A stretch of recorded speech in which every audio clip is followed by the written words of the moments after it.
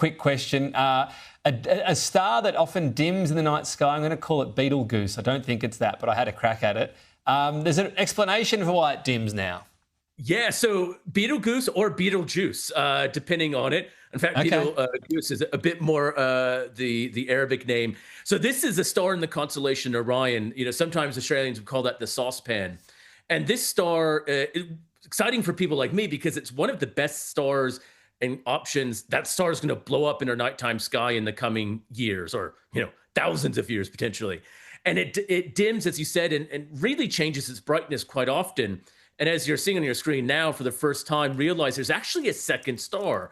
This star it's only about 4 times further than the Earth is from the sun. So these things are really packed in. You're not even the distance between Mars, but you have 2 big stars right next to each other, except the other star is a really young star that we usually don't see. One of the most intriguing discoveries making headlines recently has to do with Betelgeuse. Yes, the red supergiant star in Orion that everyone thought was on the verge of going supernova a few years ago. Well, as it turns out, Betelgeuse might not be alone. A newly published study has presented evidence that what we've always believed to be a single star system may actually be a binary system. According to this paper, astronomers may have imaged a second star orbiting Betelgeuse. This could finally explain some long-standing mysteries about Betelgeuse's behavior, especially its strange periodic changes in brightness. The candidate companion has been provisionally designated Betelgeuse b, but for the sake of clarity and a bit of flair, let's use the nickname proposed by the paper's authors, Siwarha. The name Betelgeuse is derived from Arabic, meaning the hand of the giant. In this context, Siwarha, which translates roughly to her bracelet, is a beautifully poetic name for a star potentially orbiting around the giant's hand. It's not officially recognized, at least not yet, but it gives us a helpful and evocative way to talk about this possible new star.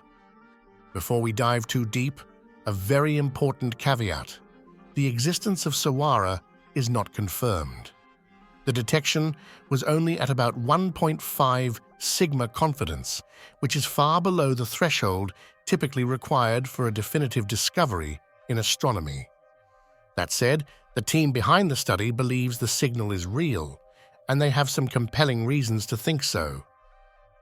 First off, the brightness excess detected near Betelgeuse is precisely where you'd expect a companion star to be, assuming Betelgeuse's mysterious periodic dimming is being caused by an orbiting object.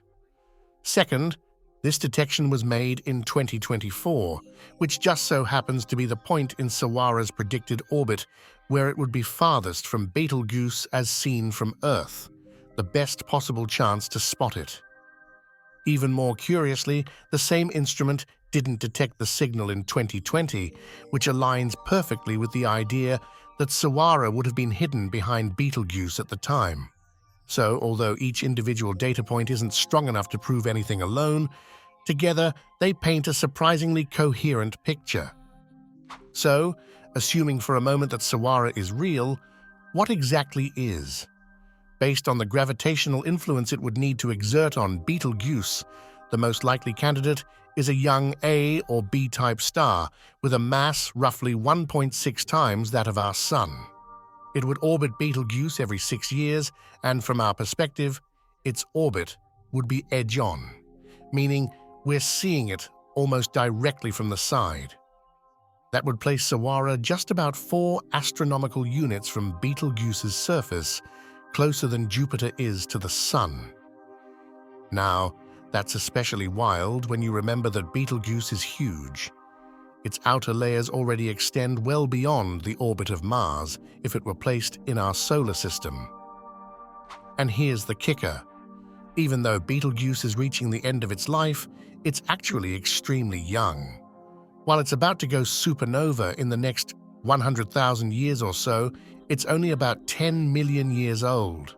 For context, that's younger than most modern mammals, including bears, giraffes, deer, and even the early ancestors of humans. Unfortunately, that youth comes at a cost. It's very unlikely that any planets exist in the system. Planet formation takes a lot longer than 10 million years, and the massive radiation from Betelgeuse likely blew away any material that might have become planets before they even had a chance to form. So both Betelgeuse and Siwarha probably orbit alone, without any planetary companions. And since Siwarha is so young, it's likely not even a main sequence star yet. That means it hasn't started fusing hydrogen in its core. It's still in its pre-main sequence phase, finishing up the turbulent process of star formation. But here's the tragic twist. It may never reach the main sequence at all. If it exists, Siwarha is spiraling inward, slowly being dragged toward Betelgeuse by friction with the giant star's extended atmosphere. Because it orbits so close, it's experiencing orbital decay. And within about 10,000 years, it's predicted to fall into Betelgeuse and be completely consumed.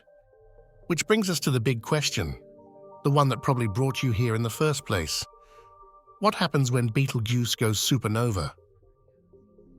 As we said earlier, Betelgeuse is expected to go supernova sometime in the next 100,000 years, but that doesn't mean it'll happen soon.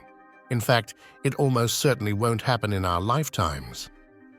There was one paper a few years ago suggesting Betelgeuse might explode within decades, but it relied on flawed data. And while we don't know Betelgeuse's exact distance, it's somewhere between 400 and 650 light-years away, which means we're seeing the star as it was just a few centuries ago, not millions of years like some mistakenly think. Still, if Betelgeuse were to go supernova in the next 10,000 years, and if Siwarha exists and hasn't yet fallen in, what would happen to it? Despite how dramatic supernovae are, they don't always destroy nearby companion stars. The exact outcome would depend on how far Siwarha is from the blast, but even at close range, it's unlikely to be completely obliterated. It would definitely take some damage and likely lose some outer layers, but it could endure. What's more, the force of the explosion would likely eject Siwarha at incredible speeds, turning it into a runaway star flying through the galaxy. And if Betelgeuse leaves behind a neutron star or black hole, we could end up observing both of them racing away from the site of the explosion in opposite directions, a sort of cosmic slingshot. In short, Siwarha is doomed no matter what. If Betelgeuse doesn't explode soon, it'll get swallowed up. If it does explode soon, it'll be blasted into the cosmos. And to top it off, it won't even live long enough to begin hydrogen fusion in its core. That's one tragic star. But if Siwarha turns out to be real, it's not just a curiosity. It would actually be incredibly important. For starters, a binary system allows us to accurately calculate Betelgeuse's mass using orbital mechanics.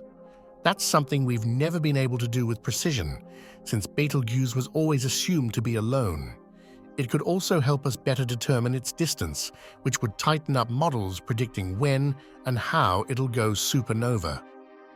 So that's everything we know, or think we know, about Betelgeuse's possible companion star, Siwarha. It might be real, it might not. But if it is, it's a rare opportunity to learn more about one of the most famous stars in the sky, and to witness a drama that's been unfolding quietly just a few hundred light-years from Earth. Let's hope we can confirm Siwarha's existence soon, because the story of Betelgeuse just got a lot more interesting. Thank you for watching. If you enjoyed, check out my other videos about planets and space exploration.